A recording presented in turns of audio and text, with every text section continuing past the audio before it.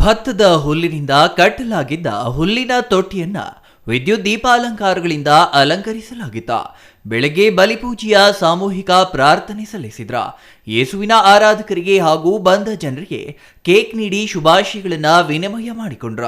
Church ಒಳಗಡೆ ಯೇಸುವಿನ ಗೋದಲಿ ಸಿಂಗರಿಸಿದ್ರ. ಬಾಲ ಯೇಸುವನ್ನೊಳಗೊಂಡ ಚಿತ್ರಗಳಿಂದ ಅಲಂಕರಿಸಿದ್ರ. ಭತ್ತದ ಹುಲ್ಲಿನಿಂದ ಕಟ್ಟಲಾಗಿದ್ದ ಹುಲ್ಲಿನ ತೊಟ್ಟಿಯನ್ನ ವಿದ್ಯುತ್ ದೀಪಾಲಂಕಾರಗಳಿಂದ ಅದ್ಧೂರಿಯಾಗಿ ಅಲಂಕರಿಸಲಾಗಿತ್ತು.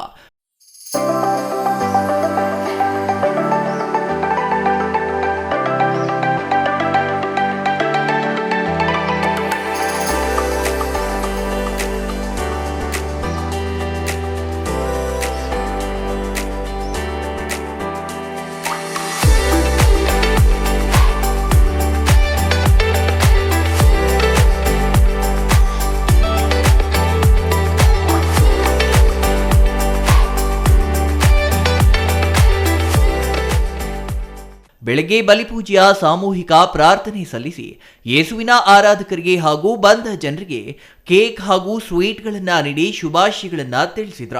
ಈ ವೇಳೆ ಫಾದರ್ ಯೇಸುರತ್ನಂ ಅಯ್ಯನವರು ಮನುಷ್ಯನಿಗೆ ತಾಳ್ಮೆ, ಸಹನೆಯ ಜೊತೆಗೆ ಮಾನವೀಯ ಮೌಲ್ಯಗಳಿಗೆ ಹೆಚ್ಚು ಮಹತ್ವ ನೀಡಿ ನೆರೆಹೊರೆಯವರನ್ನ ತಮ್ಮಂತೆಯೇ ಭಾವಿಸಿ ಸಂಕಷ್ಟಗಳಿಗೆ ಸ್ಪಂದಿಸಬೇಕು. ಯೇಸು ಪ್ರಭು ನೀಡಿದ ಸಂದೇಶಗಳನ್ನ ಜೀವನದಲ್ಲಿ ಅಳವಡಿಸಿಕೊಳ್ಳಬೇಕು ಎಂದ್ರ. ಈ ವೇಳೆ ಎಸ್ ಜಯಕುಮಾರ್, ಪಿ ಮೇತುಷ್ ಕುಮಾರ್, ನಂಜುಂಡಪ್ಪ ಇನ್ನೂ ಹಲವರು ಹಾಜರಿದ್ರ. Ganesh R, CTV news, Bagepalli.